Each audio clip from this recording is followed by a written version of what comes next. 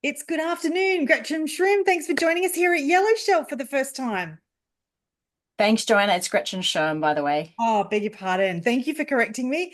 Congratulations, your new book is out next week, which is the first week in April. Mhm. Exciting, busy times ahead. So thanks for being here today on Yellow Shelf. Tell us about your new book, Out of the Woods. Sure. Thanks for having me, Joanna. So Out of the Woods is, you can see behind me on Yeah. my left shoulder.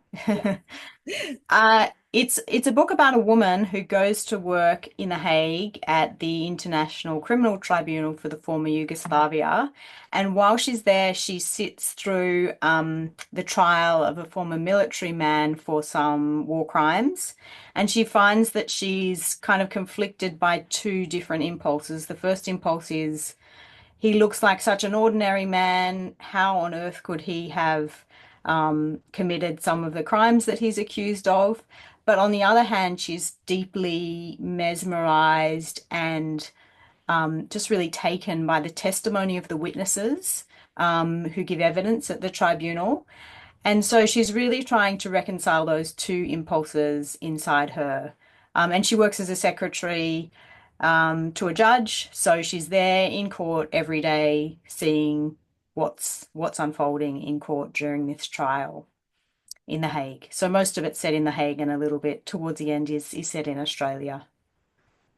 And Gretchen, tell us about, I know there's aspects to this book that possibly parallel aspects of your life or your journey. Do you want to tell us a little bit about what inspired you to write this book? I know you've written other books, multiple books over the years. Tell us about the inspiration and anything we need to know about you as an author.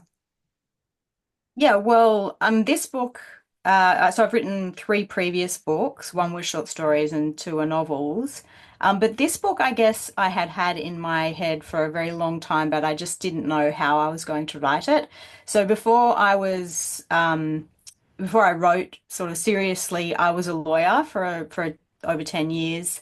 And when I was a junior lawyer, I went to work as a legal intern at the International Criminal Tribunal for the former Yugoslavia.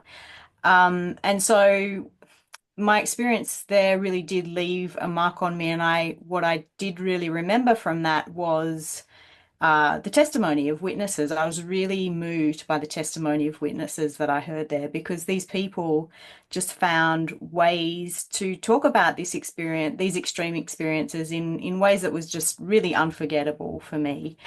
And so I always wanted to write about that, but I wrote three other books, not about that. But I didn't know how I would do it. And so it was actually when Svetlana Alexievich, she's a writer, a Russian writer who won the Nobel Prize. She writes books about testimony. And so someone recommended her to me, and I read one of her books and I was like, oh my God, this is incredible. It's incredible that you can have a whole book written out of testimony. And so it was a real penny dropping moment for me because I thought, well, maybe I can just use little brief snippets of testimony in what is otherwise a novel. So I do, it is a fictional, entirely fictionalized narrative. I didn't sit through this particular trial. I read all of the testimony, but I made up all of the interactions with the defendant and, all of the essential interactions. But I did draw on my experience. Obviously, I was there, the physical place and the workings of the tribunal I was aware of and I drew on. But yeah, it came really very much out of that experience and wanting to really understand these two feelings that I had of being moved by the testimony, deeply moved, but also looking at these people who had been accused of shocking things and just seeing how ordinary they were.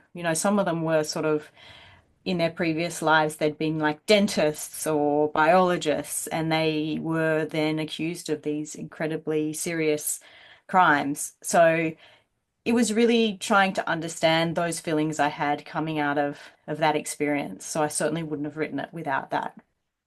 Yeah. And Gretchen, did I read correctly about you that these days you also teach creative writing? I do, yes. I teach creative writing. So I did a doctorate. I stopped practicing law and I did a doctorate.